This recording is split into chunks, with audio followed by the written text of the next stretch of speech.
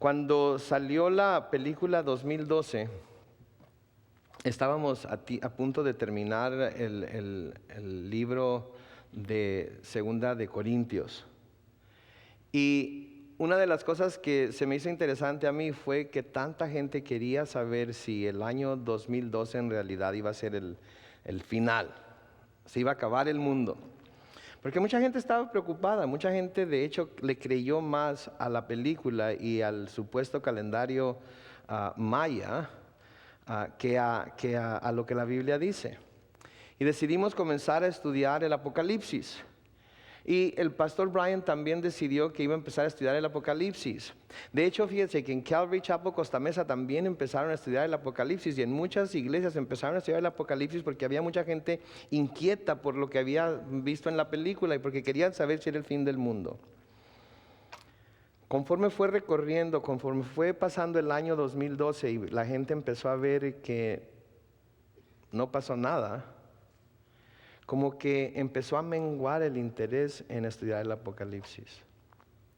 Y creo yo que esa es una señal muy clara entre muchas señales acerca de lo que la palabra de Dios dice, de que en los últimos tiempos va a haber una apostasía de las iglesias, en la que muchos, inclusive creyentes que han sido creyentes por muchos años y que han estado yendo a la iglesia y que han estudiado la palabra de Dios, se van a ir apartando porque van a sentir que ya no tienen más que aprender. Van a sentir que ya lo han escuchado todo. Van a sentir que ya todo lo que se les está predicando en ocasiones va a parecer como que es redundante y van a perder interés. Y eso es precisamente, creo yo, lo que Satanás ha diseñado a través de los siglos para que el hombre se sienta como que no necesita a Dios.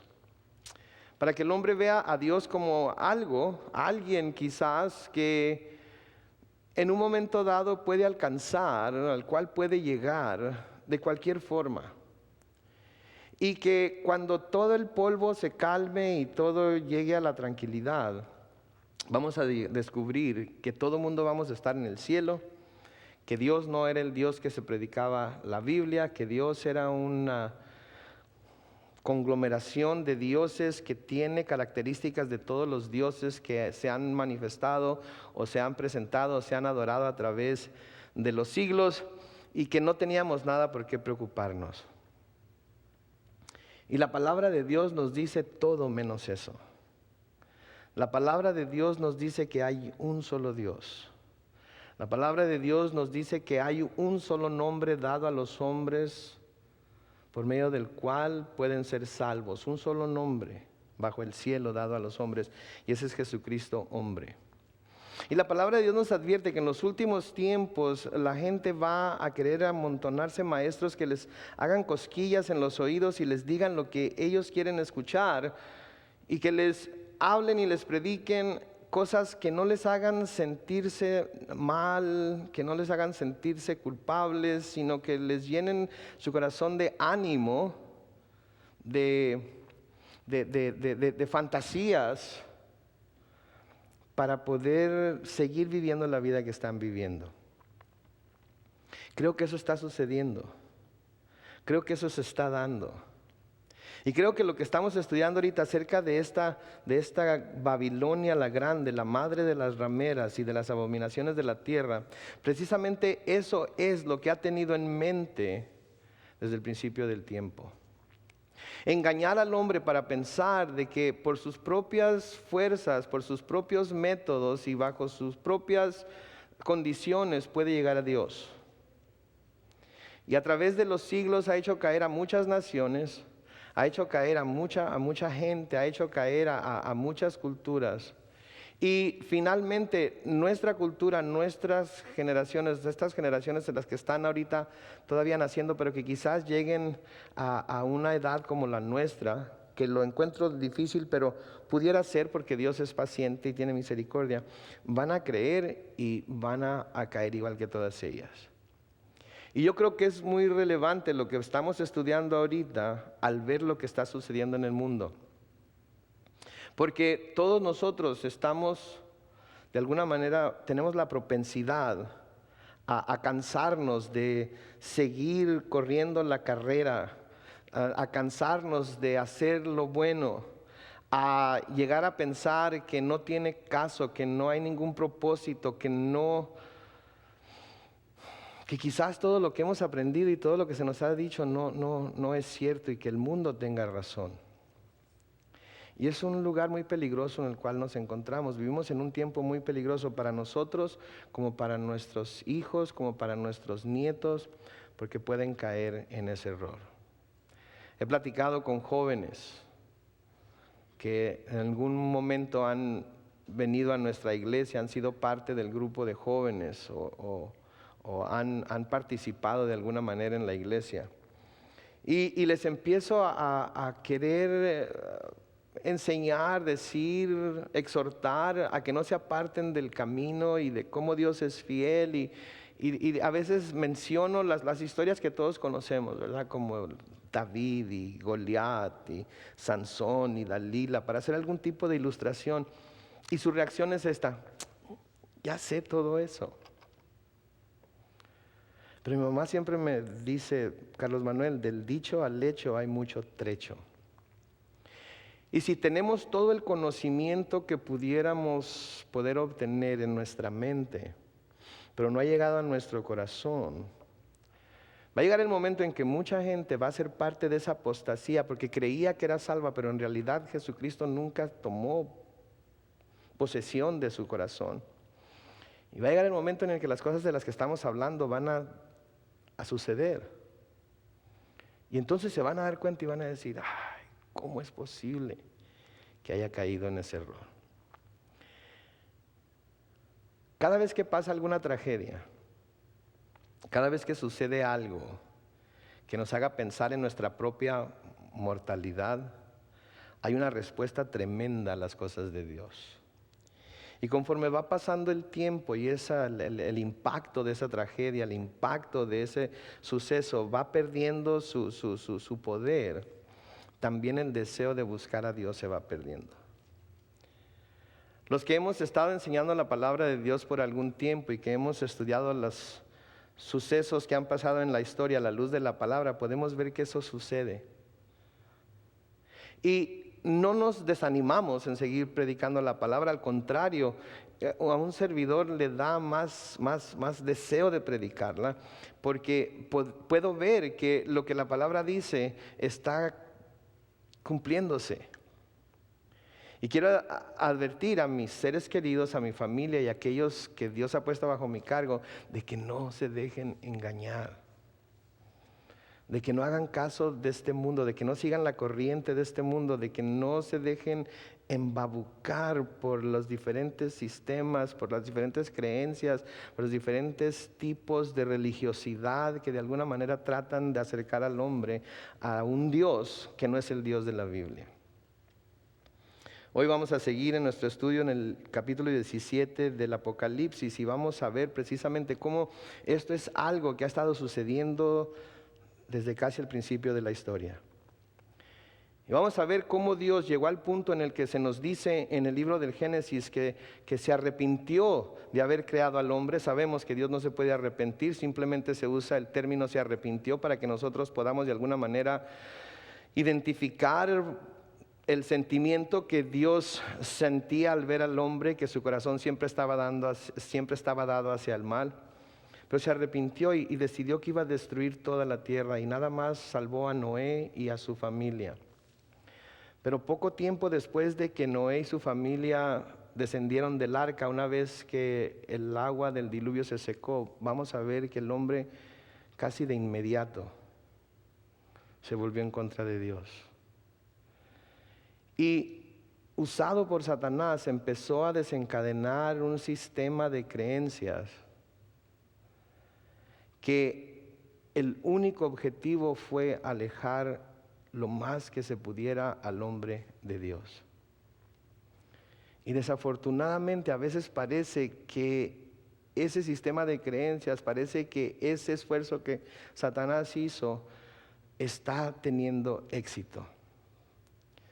Pero vamos a ver también que al final de cuentas como en todas las películas, como en todas las aventuras, como en todas las novelas, el bueno siempre gana. Y sabemos que de hecho el único bueno en el universo es Dios. Y vamos a ver que al final Él gana. Apocalipsis capítulo 17, vamos a empezar a leer en el versículo 1 otra vez nada más para ver lo que hemos visto y agarrar el hilo de lo que vamos a leer. Dice, vino entonces uno de los 7 ángeles que tenían las 7 copas y habló conmigo diciéndome, ven acá y te mostraré la sentencia contra la gran ramera, la que está sentada sobre muchas aguas, con la cual han fornicado los reyes de la tierra y los moradores de la tierra se han embriagado con el vino de su fornicación. Noten por favor, los reyes de la tierra, los moradores de la tierra, todos se han embriagado, se han llenado de ese vino de fornicación. La fornicación espiritual la hemos visto antes, es esa infidelidad a Dios, es el hacer a Dios un lado por ir a buscar otros dioses, por ir a buscar otras cosas que el hombre cree que van a llenar su hambre, su sed espiritual, o que de alguna manera van a darle las cosas que en su mente Dios no les quiere dar. Versículo 3 dice, y me llevó en el espíritu al desierto y vi a una mujer sentada sobre una bestia escarlata llena de nombres de blasfemia, que tenía 7 cabezas y 10 cuernos. Y la mujer estaba vestida de púrpura y escarlata y adornada de oro, de piedras preciosas y de perlas, y tenía en la mano un cáliz de oro lleno de abominaciones y de la inmundicia de su fornicación. Y en su frente un nombre escrito, un misterio, Babilonia la grande, la madre de las rameras y de las abominaciones de la tierra. Babilonia. Lo primero que podemos ver aquí es que se le llama misterio. Tenía un nombre escrito, un misterio. Un misterio es algo que hasta este momento había permanecido cubierto, pero que está a punto de revelarse. Dios nos va a querer revelar algo a través de estos estudios acerca de Babilonia, para que nos demos cuenta que todo lo que está sucediendo en nuestros tiempos no es algo que acaba de comenzar. Es algo que ha pasado desde como dije antes, el principio de la historia, y que a través de los siglos se ha ido desenvolviendo y el hombre cegado por Satanás no ha podido ver. Se le llama Babilonia la grande. Y de nuevo es por su tremenda influencia sobre todo el mundo, por su influencia sobre gobernantes, sobre reyes, sobre todos los pobladores de la tierra, la mayoría de los pobladores de la tierra, y porque ha ejercido este poder sobre la tierra por largo tiempo. Es la madre de las rameras y de todas las abominaciones de la tierra. Quiere decir que toda abominación que podamos identificar tiene su nacimiento, tiene su origen en esta Babilonia. Todo lo falso, todo lo que puede catalogarse como una abominación delante de Dios, se originó en ella. Pero ¿quién es esta Babilonia? Sí, Babilonia sabemos que es un punto geográfico del mundo antiguo. De hecho, podemos identificar Babilonia inclusive en nuestro mundo hoy como el lugar en donde se encuentra Irak. En particular la ciudad de Nazaría, Irak. Podemos identificarla como tal, pero aquí se nos está presentando como una mujer, lo que quiere decir que se está usando como un símbolo. Se está usando como un símbolo que Dios quiere que veamos en esa mujer, en ese símbolo, en ese personaje, algo contra lo que Él está completamente en contra, y que si nosotros amamos, creemos y queremos seguir a Dios, vamos a tener que estar en contra también, porque no hay manera en que podamos nosotros de alguna manera aceptar ni parte de lo que esta Babilonia está ofreciendo o enseñando y creer de alguna manera que también vamos a estar bien con Dios. Babilonia es mencionada en las Escrituras 287 veces. 287 veces, tanto en el Antiguo como en el Nuevo Testamento. Es más, es mencionada más que cualquier otra ciudad en la Biblia, excepto Jerusalén. excepto Jerusalén. Quiere decir que Jerusalén es la ciudad que más se menciona en la Biblia, seguida por Babilonia. Y ya desde aquí podemos ver los personajes, y vamos a usarlos como símbolo de la lucha que se ha llevado a cabo desde el principio y hasta el fin, entre el bien y el mal, lo que es inmundo y lo que es puro, lo que es de Dios y lo que es de Satanás, lo que significa algo bueno y lo que significa lo contrario. 287 veces. La ciudad fue llamada por primera vez Babel. Estoy seguro que ese nombre les recuerda algo, ¿verdad? Y también es conocida como Sinar. Y esta ciudad existió casi desde el comienzo de la civilización. Casi desde el comienzo de la civilización, una vez que el mundo fue destruido por Dios por medio del diluvio, cuando el hombre volvió a surgir y empezó a poblar el mundo, uno de los primeros lugares que se levantaron, una de las primeras ciudades que se mencionan dentro del libro de Génesis es precisamente la ciudad de Babel, que estaba sitiada o situada en Sinar. En Génesis capítulo 10, comenzando con el versículo 8, dice lo siguiente: y Cus engendró a Nimrod, quien llegó a ser el primer poderoso en la tierra. Este fue vigoroso cazador delante de Jehová, por lo cual se dice, así como Nimrod, vigoroso cazador delante de Jehová. Y fue el comienzo de su reino, note, Babel, Erec, Akkad y Calné en la tierra de Sinar. De esta tierra salió para Asiria y edificó Nínive, Rehobot, Calá y Resén entre Nínive y Calá, la cual es ciudad grande. Es muy importante esto. Es muy importante que reconozcamos este Nimrod, porque este Nimrod viene de la descendencia de Noé por medio de su hijo Cus. Y este hombre, Nimrod, fue un hombre que solamente leyendo el pasaje como lo hemos leído ahorita, no parece que tuviera nada de malo, nada en particular.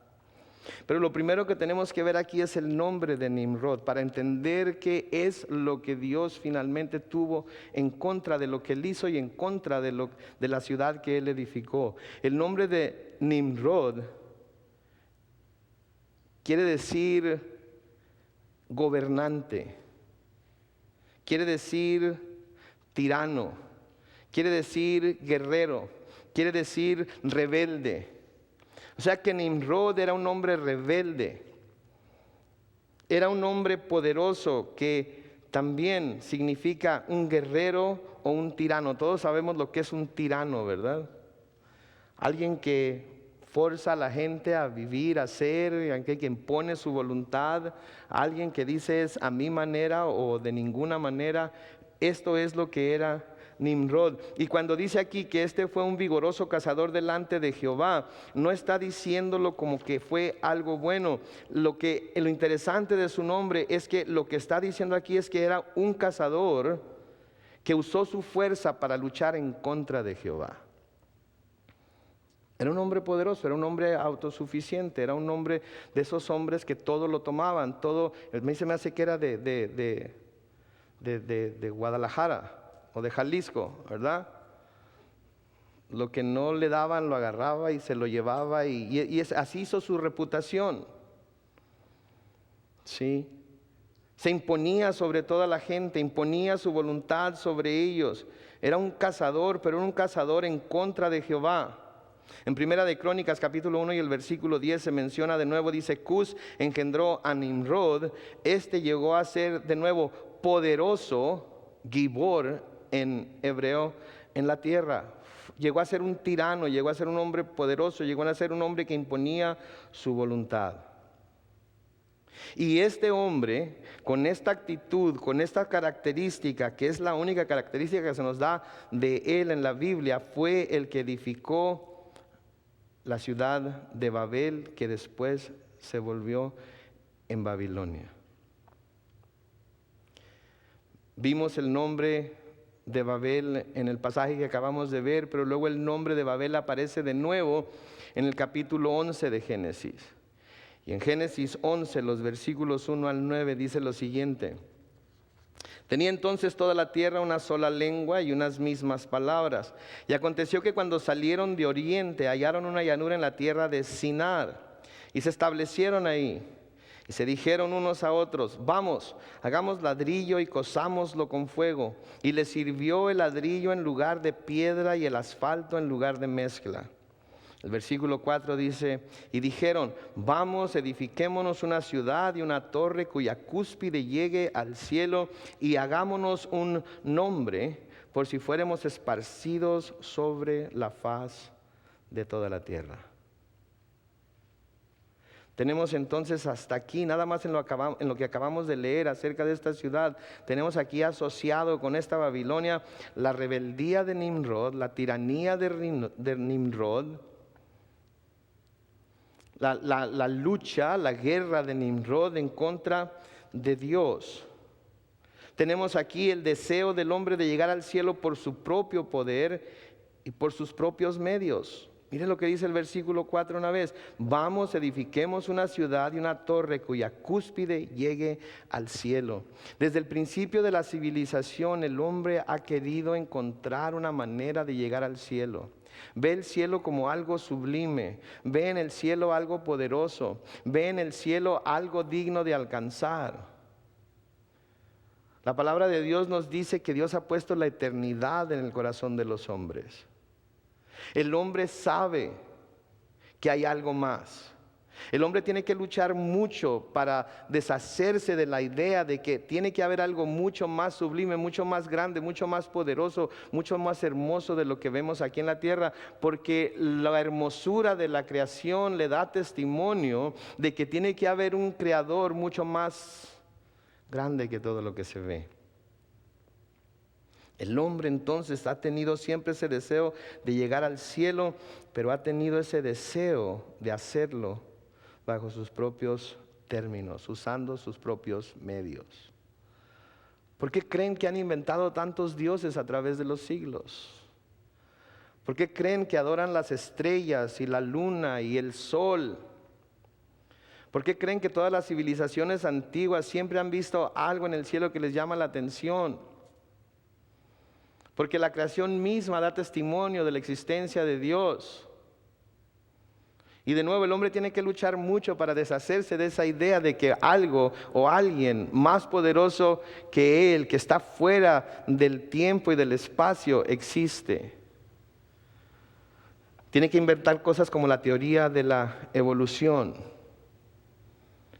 Tiene que inventar cosas como que todo lo que vemos salió al azar. Tiene que inventar cosas como que el hombre evolucionó del chango y que el chango evolucionó de un animal menor que él y así sucesivamente hasta el principio. Además, podemos ver aquí también el afán de hacerse un nombre para sí mismo, buscando su propia exaltación. El hombre, al querer construir la torre de Babel, estaba queriendo primero llegar al cielo y luego exaltarse a sí mismo, hacerse famoso, que todo el mundo lo conociera, que todo el mundo se asombrara de él, que todo el mundo viera lo poderoso, lo sabio, lo inteligente que era. Y si nos ponemos a analizar los problemas que hay en toda la humanidad, si nos ponemos a analizar los problemas que hay en toda relación humana, podemos llegar a ver que verdaderamente el centro del asunto, la verdadera razón por la que todos esos problemas existen, es precisamente el egoísmo. El egoísmo. El ego es el yo. Y el amar a ese yo y pensar en ese yo como lo más importante en todo el mundo. Eso es lo que causa los problemas entre padres e hijos. Y padres, no vayan a decir: sí, es cierto, mis hijos son unos egoístas, porque nosotros como padres también somos muy egoístas. Nos portamos como Nimrod a veces, ¿verdad? O lo haces como yo quiero, o se te va a aparecer Juan Diego en ropa interior y sin la Virgen, ¿verdad?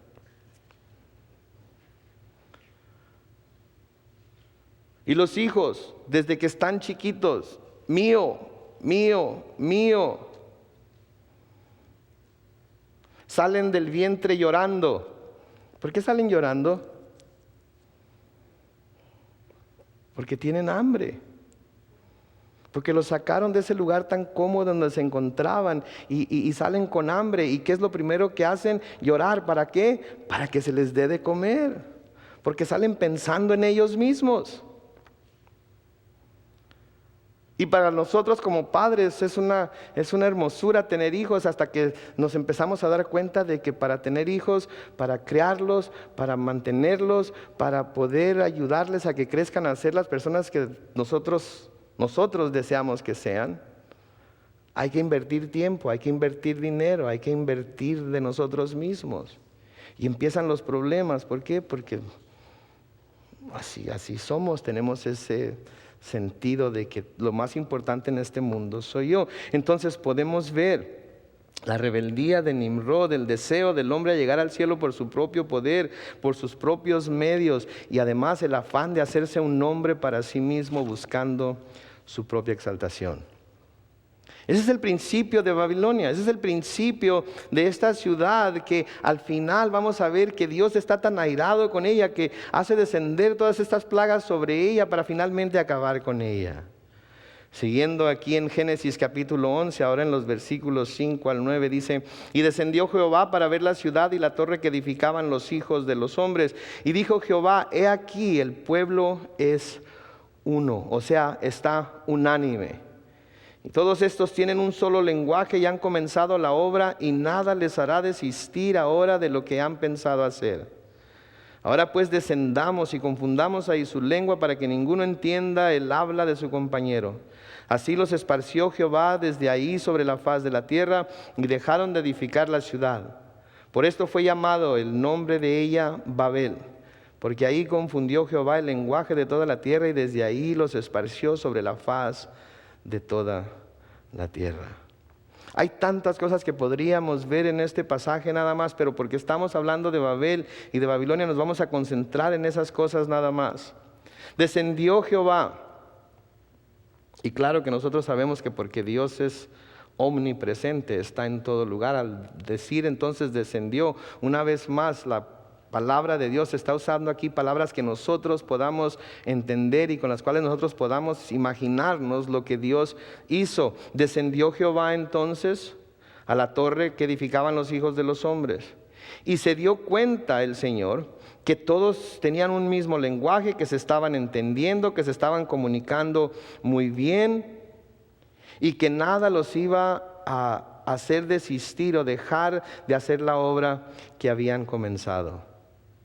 Y decide el Señor ahí confundir su lengua, y es en donde se le da diferentes idiomas a diferentes grupos de personas. Al dejarse de poder comunicar, inmediatamente la obra se para, porque nadie sabe lo que el otro está pidiendo, lo que el otro está diciendo, y los esparció Jehová. Yo creo que fue por misericordia que el Señor los esparció. Yo creo que fue porque el Señor no quería que por su terquedad llegaran a su propia muerte. Sabiendo lo que sabemos ahora acerca del espacio y la ausencia de la fuerza de gravedad y todo acerca de la falta de oxígeno, sabemos que nunca hubieran logrado su objetivo, ¿no es cierto? Porque iba a llegar el momento en el que la presión atmosférica, la falta de oxígeno los iba a hacer que se desmayaran y se murieran. Pero sin embargo Dios nos deja saber aquí que el hombre, cuando está unido, cuando está unánime, cuando se pone de acuerdo, cuando decide que se va a reunir con seres de su misma raza y va a llevar a cabo alguna obra, tiene el poder para poder lograrlo. O sea, es algo que nosotros como matrimonios debemos de darnos cuenta. Sí tenemos el poder para poder estar de acuerdo, para poder ponernos de acuerdo bajo la dirección de Dios y lograr las cosas que queremos. Pero tenemos que en un momento dado dejar a un lado nuestro egoísmo y buscar a Dios para que Él nos señale claramente el camino y podamos juntos con una misma meta, con un mismo propósito, buscando siempre a través de esos propósitos glorificar a Dios, lograr lo que nos hemos propuesto. El problema de nuevo es que no. Yo no lo veo como tú lo ves. Y mientras tú no lo veas como yo lo veo, no importa quién vaya a dañar, no importa quién vaya a perjudicar, no voy a dar mi brazo a torcer. Pero si tan solo nos uniéramos, si les dijéramos a nuestros hijos, miren, hijos, hija, hijo, el propósito que yo tengo es el mismo propósito que debes tener tú, el de crecer y ser un adulto responsable, crecer y ser alguien productivo en la sociedad, crecer y tener algo que contribuir a este mundo mientras el Señor te tenga aquí. Y porque yo tengo experiencia, te puedo decir y advertir acerca de los tropiezos que puedes tener y de las cosas que te pueden pasar.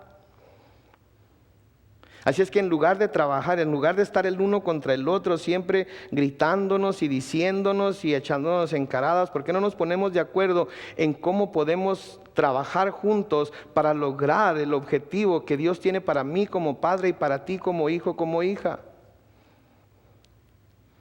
Pudiéramos hacerlo, pero decidimos no hacerlo así, decidimos luchar en contra el uno del otro, porque tanto el uno como el otro quiere someter a aquel que cree que se tiene señorío sobre ellos. Lo hacemos como Nimrod. Pero aquí la palabra de Dios nos dice que el hombre, aun cuando es malo, el hombre aun cuando tiene malos propósitos, si se une con su compañero y llegan a un acuerdo en lo que van a hacer, pueden lograrlo. Y creo que la razón por la que Dios hizo lo que hizo fue precisamente para que esa terquedad del hombre de hacer lo que estaba haciendo no lo llevara a su muerte. Porque Dios es un Dios misericordioso. Porque el profeta Ezequiel nos dice que Dios no se deleita en la muerte del impío. Dios no quiere que nadie se pierda. Dios quiere que todo mundo venga al arrepentimiento, conozca la verdad y pueda reconciliarse con Él. ¿Saben? Yo me pregunto, sí, se me hace que fue Roberto Kennedy que dijo, algunos miran las cosas como son y preguntan por qué. Yo veo cosas que nunca fueron y pregunto por qué no. Y yo me pregunto al leer esto, ¿qué sería? ¿Cómo sería si así como el hombre es tan terco, tan decidido, tan audaz, tan eficaz y de unido para hacer lo malo? Me pregunto, ¿qué sucedería si el hombre se uniera y usara esa misma decisión, esa misma audacia, esa misma eficacia para luchar en contra de la pobreza, en contra del hambre, en contra de las guerras, en contra de las injusticias? Imagina lo que fuera este mundo. ¿Se imagina el potencial para hacer cosas buenas por la humanidad que existiría? Si tan solo no nos estuviéramos peleando por ideologías políticas, si tan solo no nos estuviéramos peleando por cuál religión es la mejor y cuál religión es la verdadera y cuál... No que todas esas cosas no tengan importancia, luchar por ellas, lo tienen. Pero estoy hablando en hipótesis. Si todo esto fuera posible, si el hombre pudiera unirse para bien, así como lo puede unirse para mal, ¿se imaginan lo que pudiéramos hacer de este mundo aún cuando el hombre no ha sido regenerado? Pero una pregunta más importante que me hago aún es esta. Si los que nos llamamos cristianos y nos hemos sometido a Dios y hemos dejado atrás nuestras rebeliones, nuestra terquedad, nuestros egoísmos, nuestro deseo de siempre estar bien, nuestro deseo de siempre estar encima de los demás, nuestro deseo de siempre ser el que está en lo correcto, y nos uniéramos y nos diéramos a la tarea de orar y buscar el rostro de Dios y pedirle su voluntad individualmente, como familia, como iglesia, como cristianos. ¿Se imaginan lo que sería de este mundo? ¿Se imaginan cuánta gente vendría a los pies de Cristo cada semana? ¿Qué digo cada semana? Diariamente. Si todos nosotros los que estamos aquí, que seremos ahorita como cuántos, unas 50 personas, si todos decidiéramos, ¿saben qué? Vamos a reunirnos para orar, vamos a reunirnos para buscar el rostro de Dios, vamos a reunirnos para que el Señor llene nuestro corazón de amor por los perdidos, para que abra nuestros ojos y nos demos cuenta de que diariamente miles de personas van directamente al infierno porque mueren sin Cristo, para que nos abra los ojos acerca de personas que conocemos que están en una gran necesidad de conocer el amor y la gracia salvadora de Cristo, que algunos de ellos pudieran morir mañana mismo y nosotros no aprovechamos la oportunidad que tuvimos para hablarles acerca de la gracia de Dios. ¿Se imaginan qué sucedería?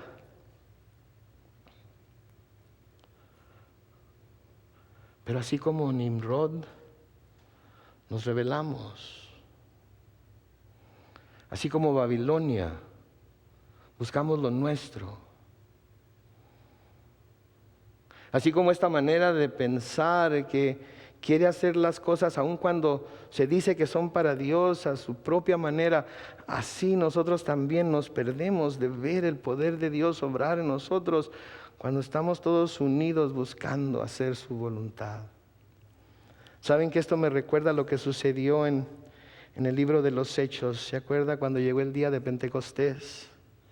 ¿Se acuerda lo que nos recuenta Lucas en el capítulo 2 de Hechos? Cómo estaban todos, ¿qué?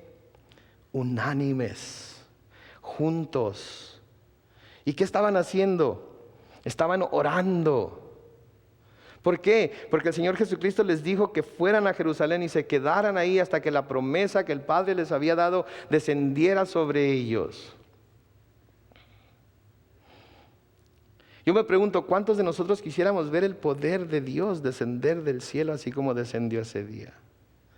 ¿Cuántos quisiéramos sentir bajo nuestros pies temblar porque el poder del Espíritu de Dios está cayendo sobre este lugar y ver lenguas de fuego repartidas sobre cada uno y cada uno ser lleno del poder de Dios para poder tener el denuedo, el valor para salir de este lugar y ganar al mundo para Cristo? Me pregunto, ¿qué sucedería cuando saliéramos de aquí todos llenos del poder de Dios y dijéramos palabras maravillosas que todo mundo sabe que no podían haber salido de nosotros si no fuera al menos que algo sobrenatural se hubiera posesionado de nuestro corazón y nuestra mente, y quizás hasta pudiéramos escuchar lenguas angélicas y lenguas de hombres que no hemos estudiado, que no hemos conocido, a través de las cuales vamos a poder ver que el Señor nos está llamando quizás al país de la lengua en la que estamos hablando. Me pregunto yo, ¿qué sucedería si saliéramos de aquí llenos del poder del Espíritu Santo y predicáramos el Evangelio en su manera más sencilla?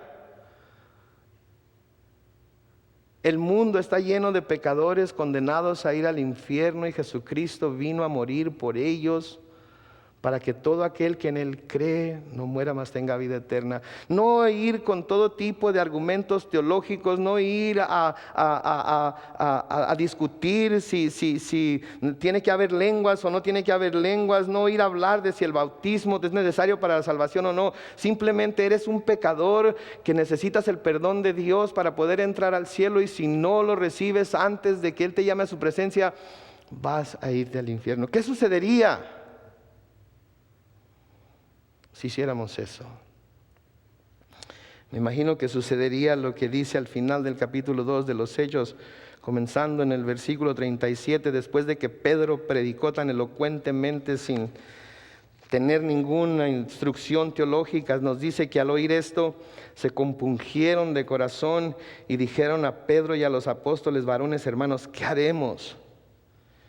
Pedro les dijo: arrepentíos y bautícese cada uno de vosotros en el nombre de Jesucristo para perdón de los pecados, y recibiréis el don del Espíritu Santo. Porque para vosotros es la promesa, y para vuestros hijos, y para todos los que están lejos, para cuantos el Señor nuestro Dios llamare. Y con otras muchas palabras testificaba y les exhortaba, diciendo: sed salvos de esta perversa generación. Así que los que recibieron su palabra y fueron bautizados, así es que los que recibieron su palabra y fueron bautizados, y se añadieron aquel día, ¿cuántas personas? Como 3,000. Como 3,000 personas se añadieron ese día al rebaño de la iglesia de Cristo. Me pregunto yo, ¿qué sucedería si como cristianos en realidad nos diéramos a la tarea de unidos, unánimes, clamar a Dios, porque este lugar se llenara todos los días de la semana de gente que necesita la salvación, de gente que necesita saber más acerca de Dios? Me pregunto yo, ¿qué sucedería?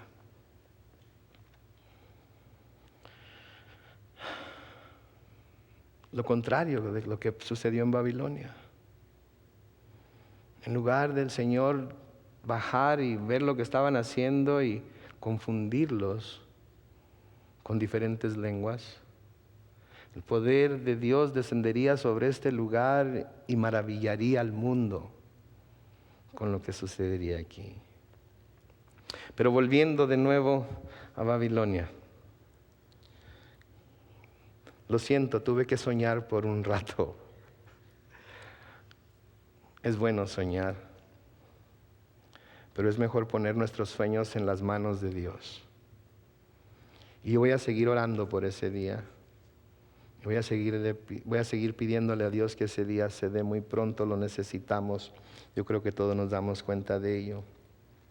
Babilonia entonces siempre ha sido un símbolo de rebelión, un símbolo de desafío a Dios, el origen de todas las falsedades, las falsas religiones, de todas las abominaciones que se han inventado debajo del cielo y que Dios se da cuenta de ellas. Esa es Babilonia. Pero alguien o algo que tiene tanta influencia, alguien o algo que tiene tanto poder, alguien o algo que tiene el poder para persuadir a la humanidad de esa manera, tiene que tener una fuente de poder que no es natural. Tiene que tener una fuente de poder que le da la habilidad para poder hacer lo que está haciendo, de tal manera que el hombre, la humanidad en este caso, pueda ver claramente que lo que se está haciendo está mal, lo que se está haciendo va en contra de lo que las Escrituras dicen, pero de todas maneras estar tan engañado que lo siguen haciendo.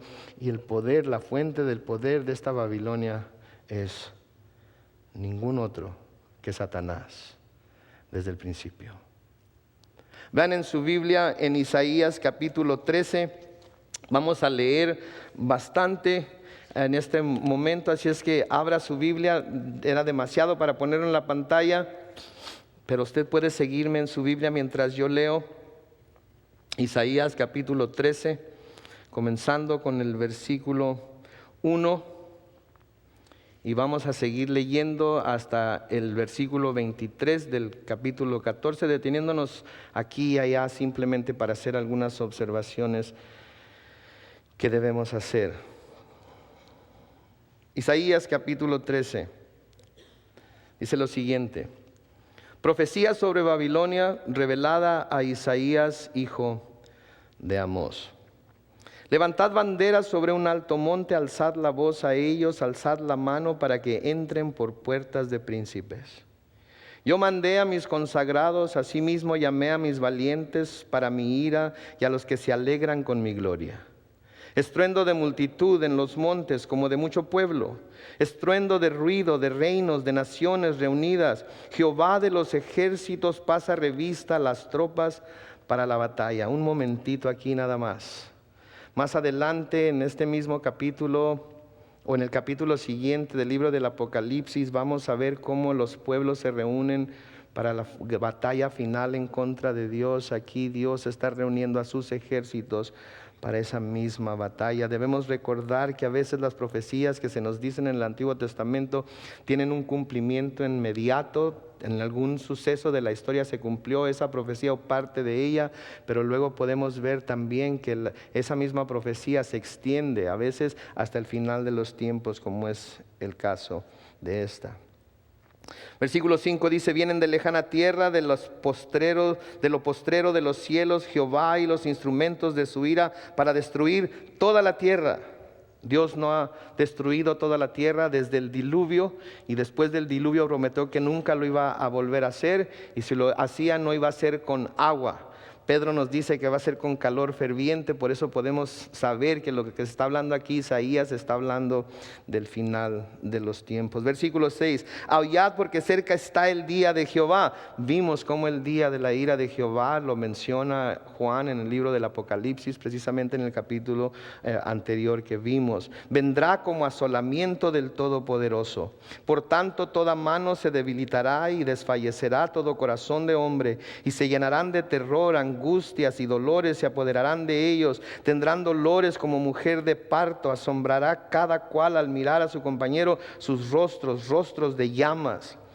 He aquí el día de Jehová viene, terrible y de indignación y ardor de ira, para convertir la tierra en soledad y raer de ella sus pecadores. Recuerden, primer versículo del capítulo 13, esta era una profecía ¿sobre qué? Sobre Babilonia. Versículo 10, por lo cual las estrellas de los cielos y sus luceros no darán su luz, y el sol se oscurecerá al nacer, y la luna no dará su resplandor. Apocalipsis 6, 12 y 13, 8, 12 también. Versículo 11, y castigaré al mundo por su maldad y a los impíos por su iniquidad, y haré que cese la arrogancia de los soberbios, y abatiré la altivez de los fuertes. Haré más precioso que el oro fino al varón, y más que el oro de Ofir al hombre. Porque haré estremecer los cielos, y la tierra se moverá de su lugar, y la indignación de Jehová de los ejércitos, y en el día del ardor de su ira. Y como gacela perseguida y como oveja sin pastor, cada cual mirará hacia su pueblo, y cada uno huirá a su tierra. Cualquiera que sea hallado será alanceado, y cualquiera que por ello sea tomado caerá a espada. Sus niños serán estrellados delante de ellos, sus casas serán saqueadas y violadas sus mujeres. Parte de esto pasó cuando finalmente Babilonia cayó en el primer cumplimiento de la profecía. Mucho de esto va a suceder durante la gran tribulación y después de que Dios luche en contra de Babilonia, la que estamos leyendo aquí, o la que estamos estudiando en el Apocalipsis 17. Versículo 17, he aquí yo despierto contra ellos a los medos que se ocuparán de la plata, ni codiciarán oro. No se ocuparán de la plata ni codiciarán oro. El imperio medo-persa fue el que finalmente destruyó a Babilonia. Versículo 18, con arco traerán a los niños y no tendrán misericordia del fruto del vientre, ni su ojo perdonará a los hijos. Y Babilonia, hermosura de reinos y ornamento de la grandeza de los caldeos, será como Sodoma y Gomorra, a las que trastornó Dios. Nunca más será habitada, ni se morará en ella de generación en generación, ni levantará ahí tienda el árabe, ni pastores tendrán ahí majada, sino que dormirán ahí las fieras del desierto, y sus casas se llenarán de hurones, y ahí habitarán avestruces, y ahí saltarán las cabras salvajes. En sus palacios aullarán hienas y chacales, en sus casas de deleite, y cercano a llegar está su tiempo, y sus días no se alargarán. Recuerden Babilonia, cuando estaban en la secundaria, ¿se acuerdan cuando les hablaron acerca de los jardines colgantes de Babilonia? Era una de las maravillas del mundo, era una ciudad hermosa. ¿Se acuerdan Nabucodonosor en su soberbia, cómo se paró arriba de su palacio y miró el reino y dijo, miren todo el reino que yo he construido? ¿Se acuerdan cómo Dios lo hizo que se fuera al campo y viviera como animal por un tiempo? Babilonia era una ciudad hermosa, por eso los hombres la perseguían. Igual que la religión falsa de Satanás, es algo hermoso. ¿Se acuerdan lo que le dijo al Señor Jesucristo cuando lo subió al monte? Le dijo, todos estos reinos son míos, yo te los puedo entregar, tan solo tienes que postrarte y adorarme. Eso es lo que Babilonia con el poder de Satanás ha estado haciendo a través de todos los siglos, diciéndole al hombre, diciéndole a la humanidad, yo puedo darles todo esto es mío, lo único que tienen que hacer es entregarme su alma, lo único que tienen que hacer es postrarse y adorarme a mí y no adorar a Dios.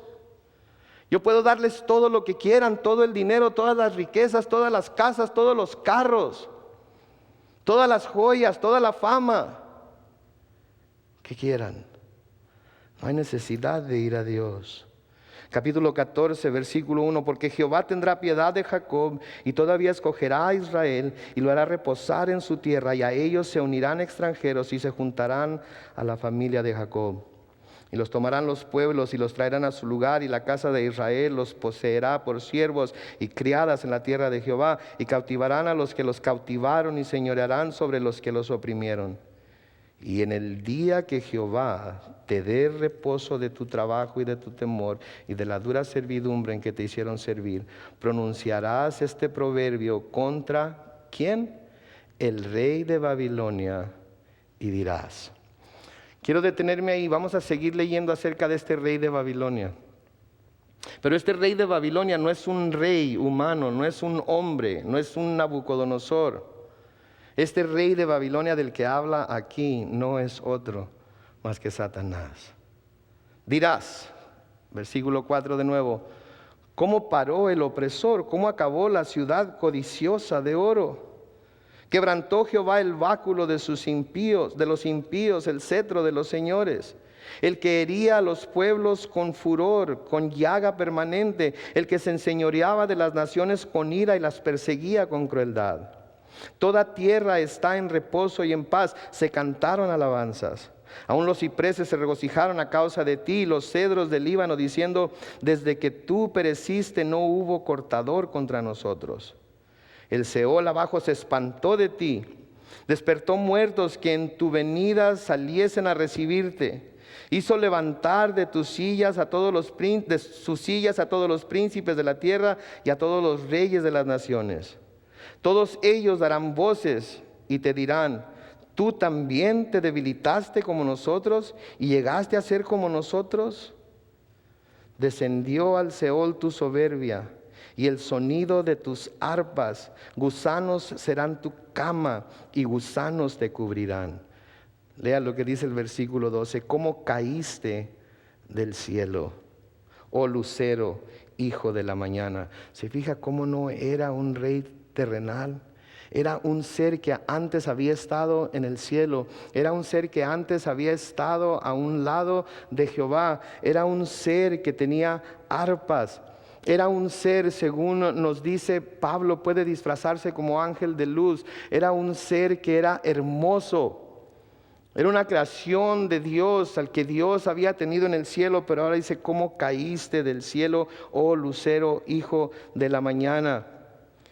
Cortado fuiste por tierra, tú que debilitabas a las naciones. Fue lo mismo que Juan vio en Apocalipsis capítulo 8, versículo 10, cuando habla acerca de ver caer del cielo una estrella, y sabemos que esa estrella que cayó del cielo era Satanás. Tú que decías en tu corazón, y por favor note las cosas que decía, subiré al cielo. En lo alto, junto a las estrellas de Dios, levantaré mi trono. ¿Se acuerda lo que quería hacer Nimrod? Lo que querían hacer en Babel. ¿Qué era lo que querían hacer? Querían subir hasta el cielo.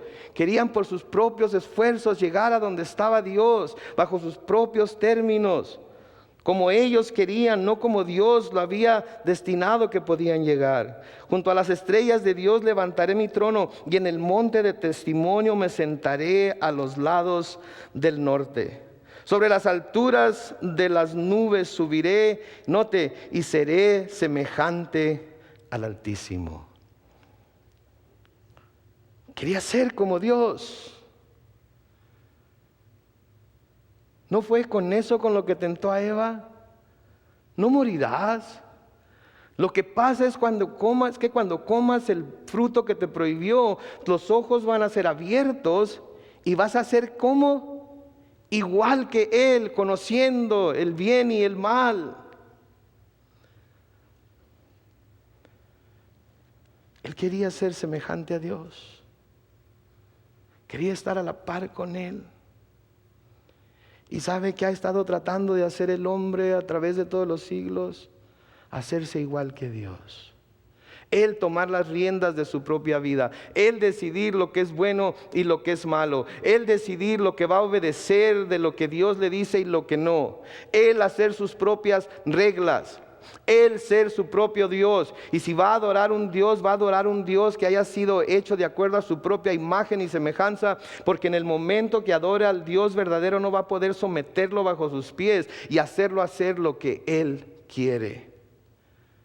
Y todas las religiones falsas, todo lo que ha seguido esa manera de pensar, esa manera de ver al mundo que Babilonia ha tenido desde el principio, eso es precisamente lo que quieren hacer. Un Dios conforme a su propia naturaleza, al cual puedan mangonear,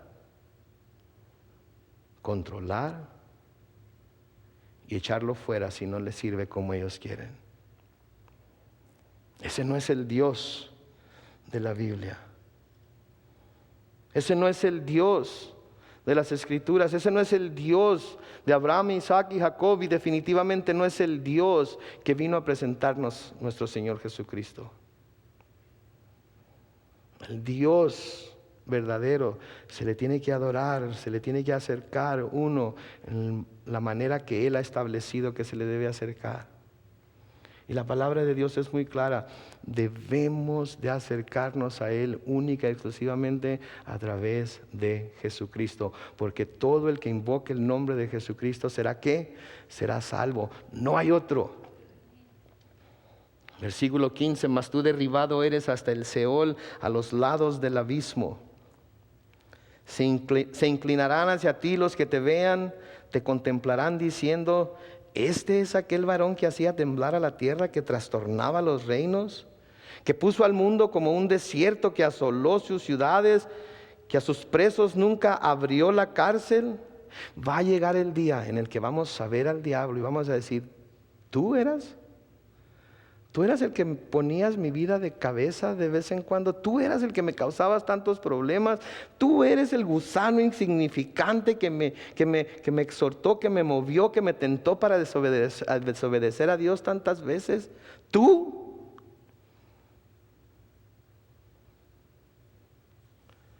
Y así lo va a ver el mundo también.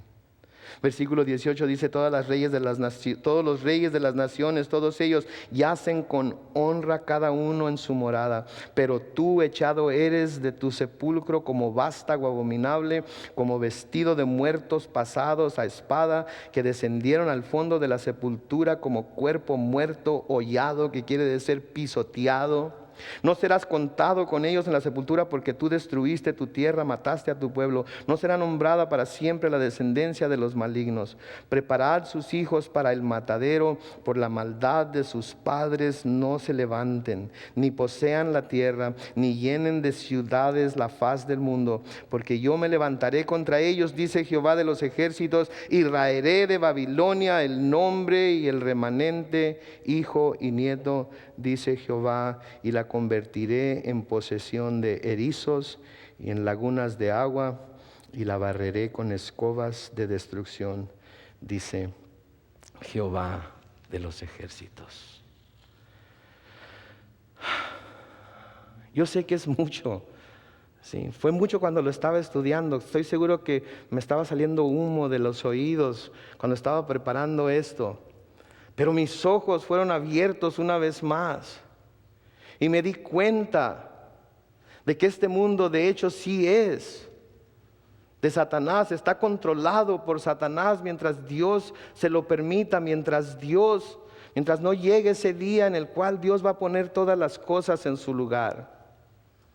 Podemos ver entonces que Babilonia, más todavía que un lugar geográfico del cual se está hablando aquí, es la manera de pensar, la manera de actuar, es una ideología, es una manera de ver las cosas en las cuales Dios es algo secundario a veces, es algo que queda muy abajo en la importancia para el hombre, es algo o alguien que a veces queda completamente olvidado por seguir las corrientes de este mundo. Y cuando vemos estas verdades, cuando conocemos estas cosas, nos damos cuenta por qué tenemos tantos problemas. Nos damos cuenta de que lo que dice Pablo a los Efesios, en Efesios 6:12, es verdad. Y les escribe: porque no tenemos lucha contra sangre y carne, sino contra principados, contra potestades, contra los gobernadores de las tinieblas de este siglo, contra huestes espirituales de maldad en las regiones celestiales.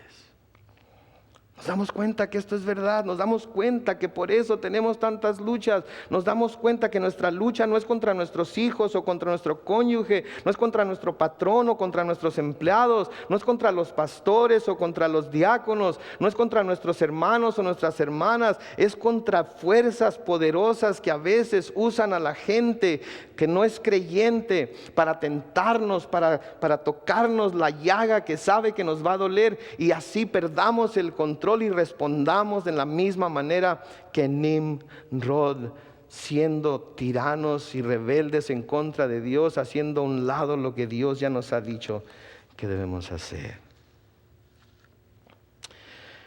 Pero ¿sabe qué? Y aquí viene lo bueno.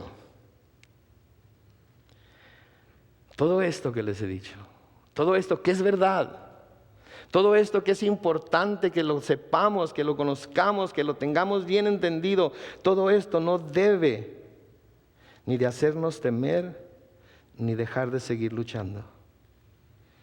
Y aunque a veces pareciera ser que el malo va a ganar, como les dije anteriormente, si conocemos las Escrituras, sabemos que esto no es cierto porque al final los buenos ganan. Y al final Dios va a ganar la batalla. Y por eso no debemos desesperarnos. Por eso no debemos de enfadarnos. Por eso no debemos de aventar las manos al cielo y decir últimamente que todo se pierda. Yo ya no quiero seguir luchando. Últimamente que todo se acabe. Váyanse todos al infierno. No, no debemos decir eso, no podemos decir eso. Si en realidad somos hijos de Dios, si en realidad Cristo mora en nuestro corazón y en realidad el Espíritu Santo de Dios está en nosotros, no podemos decir eso. En Salmo 37, los versículos 1 al 9 dicen lo siguiente: no te impacientes a causa de los malignos, ni tengas envidia de los que hacen iniquidad. No te impacientes a causa de los malignos. No te impacientes porque hay gente mala que parece que todo le sale bien y tú estás siguiendo los caminos de Dios y parece que todo te sale mal. No tengas envidia de los que hacen iniquidad. No tengas envidia de los que hacen trampas para salir adelante, que no están bien con Dios, que están usando sus propias maneras de hacer las cosas y no ponen atención a lo que Dios dice. Versículo 2 dice: porque como hierba serán pronto cortados y como hierba verde se secarán. Va a llegar el día en el que la hoz va a venir y va a arrasar con todo. Y el trigo se va a recoger y se va a poner en el granero y la cizaña se va a echar al fuego. Ahorita puede ser que en este mismo lugar haya trigo creciendo y a su lado haya cizaña. Yo no tengo la habilidad para saber quién es quién, pero Dios sí. Yo le aconsejo, asegúrese de que es parte del trigo.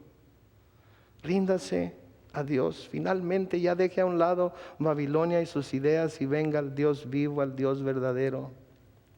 En el versículo 3 la exhortación es: confía en Jehová y haz el bien, y habitarás en la tierra y te apacentarás de la verdad. Confía en Él y haz el bien, cueste lo que cueste, pierdas lo que pierdas, te digan lo que te digan, que eres una tonta o un tonto, que eres un creído, que eres un fanático, que eres un esto y lo otro. ¿Cómo es posible que les enseñes esas cosas a tus hijos? ¿Cómo es posible que no los dejes disfrutar su juventud, que los dejes que hagan y deshagan? ¿No te acuerdas de cuando tú eras joven? Confía en Jehová, haz el bien y habitarás en la tierra y te apacentarás de la verdad. Versículo 4, deleítate a sí mismo en Jehová y Él te concederá las peticiones de tu corazón. Deleítate a sí mismo en Jehová y Él te concederá las peticiones de tu corazón. ¿Por qué? Porque todas nuestras peticiones son puras y buenas y faltas de egoísmo. No, porque si somos hijos de Dios, las cosas que vamos a querer, las cosas que vamos a desear, las cosas que nuestro corazón van a pedir, son solamente aquellas que estamos completamente convencidos que son la voluntad de Dios. Y cuando nuestras peticiones, cuando nuestros deseos, cuando lo que nosotros queremos está de acuerdo a la voluntad de Dios, Él va a concedernos esas peticiones de nuestro corazón. Versículo 5 dice: encomienda a Jehová tu camino y confía en Él y Él hará. Encomiéndale tu camino. Confía en Él. Él lo va a hacer. Exhibirá tu justicia como la luz y tu derecho como el mediodía. No va a haber necesidad de que tú le digas a nadie que eres justo. No va a haber necesidad de que tú le digas a nadie que eres cristiano, que tú eres bueno y ellos son malos. Él mismo va a exhibir esa luz. Él mismo va a exhibir esa justicia. Guarda silencio ante Jehová y espera en Él. No te alteres con motivo del que prospera en su camino, por el hombre que hace maldades. Guarda silencio. Pero Señor, míralo a él. Hace trampa en los income taxes. Si yo hiciera trampa también a mí me devolverían $6,000. Pero a mí mira nomás 1,200. ¿Nomás 1,200? ¿Tenía esos 1,200? No, ¿verdad? Considérelos una bendición de Dios. Versículo 8 dice: deja la ira y desecha el enojo. Como Pablo les dice a los efesios: airaos, pero no pequéis, ¿verdad? No te excites en manera alguna a hacer lo malo. Esos malos pensamientos que de repente vienen, al cabo que no está tan grave esto, al cabo que mañana me arrepiento. Lo hago y de volada me arrepiento y no hay problema. Versículo 9: porque los malignos serán destruidos, pero los que esperan en Jehová, ellos heredarán la tierra. ¿Saben qué? Parece ser a veces que Satanás está ganando. Parece ser, Dios está en control de todo. Y nosotros como sus hijos tenemos que confiar en Él, seguir sus caminos, obedecer su palabra. Él va a hacer lo que va a hacer. Y nosotros no debemos cansarnos nunca de hacer el bien, porque si seguimos haciendo el bien a su tiempo, vamos a cosechar también. Amén. Padre Celestial, te damos gracias en esta noche por tu palabra. Te damos gracias, Señor, por toda esta información que nos has permitido obtener hoy. Te damos gracias por abrir nuestros ojos, por abrir mis ojos, recordarme una vez más las razones por las que hay tanta maldad en el mundo. Y las razones por las que a veces parece que esa maldad está triunfando sobre la bondad, sobre lo bueno. Gracias por una vez más recordarnos que no ese es el caso. Gracias una vez más por recordarnos que tú tienes el control de todo. Ayúdanos, Señor, a cada uno de nosotros a encomendar a ti nuestro camino. A no tratar de hacer las cosas bajo nuestro propio entendimiento, con nuestra propia sabiduría. A confiar en ti, a seguir haciendo lo bueno, cueste lo que cueste. Nos digan lo que nos digan, tengamos las luchas que tengamos, ayúdanos a hacer las cosas como tú deseas que las hagamos. Y a recordar que al final de la historia, cuando el último capítulo se lleve a cabo y el último libro sea cerrado, aquellos que han confiado en ti estarán en el cielo contigo. Y los que no irán a donde esta mujer llamada Babilonia va a ir, a donde la bestia, el dragón, el falso profeta van a estar. Ayúdanos, Señor, a cada uno de nosotros a mantener eso en mente al vivir nuestra vida y a buscar purificarnos diariamente por medio del lavamiento del agua, de tu palabra, de la comunión contigo, por medio de la oración, de la comunión con los santos, buscando siempre aprender más y más de ti.